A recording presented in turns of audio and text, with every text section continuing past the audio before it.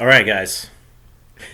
Hey, hey, remember these? These are called recaps. I forgot what they are. So we've now gone 5 weeks without a recap.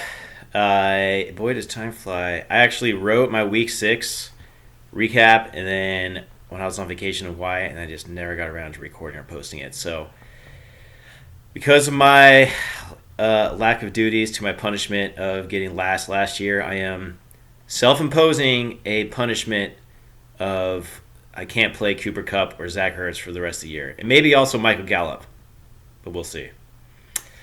So instead of just recapping this week, I'm going to try to hit the highlights of the last fucking 5 weeks.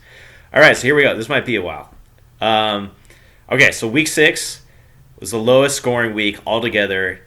Probably, I think, even since then. Kim continued to force the question, is she lucky or is she a genius? She scraped by enough points, even though she didn't break 110, but she got the $5 that week.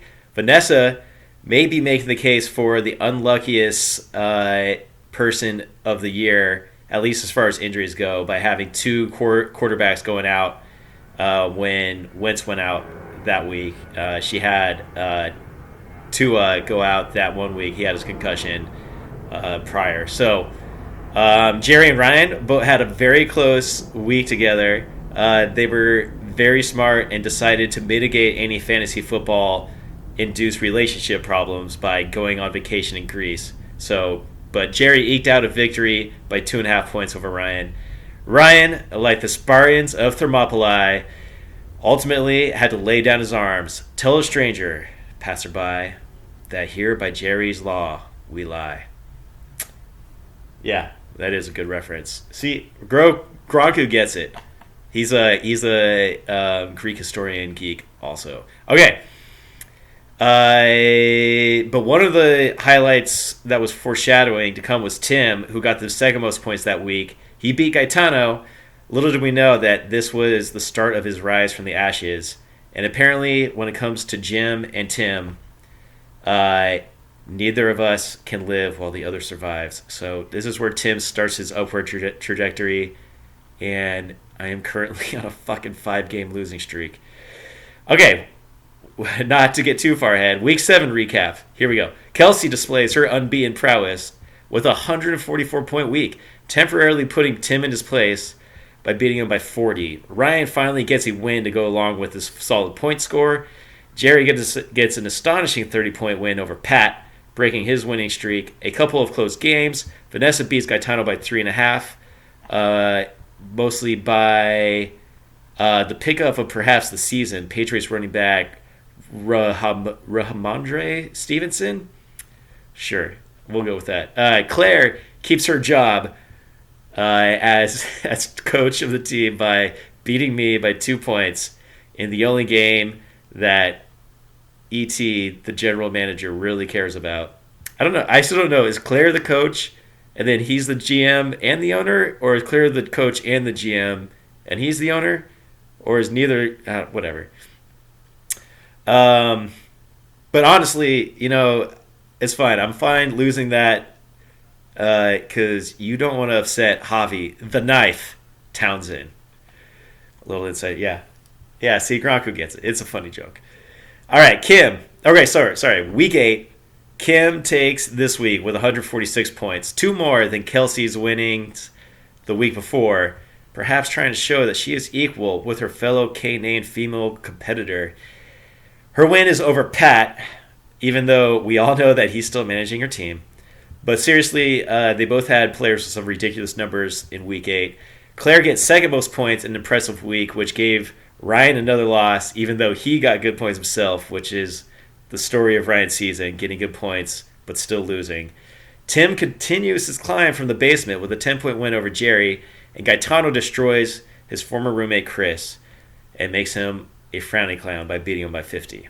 All right, so week 9, the surprise of the season, Tim with a so-close to 200-point game with almost 100 points alone from just Justin Fields and Joe Mixon. He beats poor Kevin, even though Kevin finally had a good week. But this puts Tim on the map. to make his way into the playoffs. And Gaetano continues to show dominance over his former roommates and beats me by 55, making me the frowning clown of Week 9.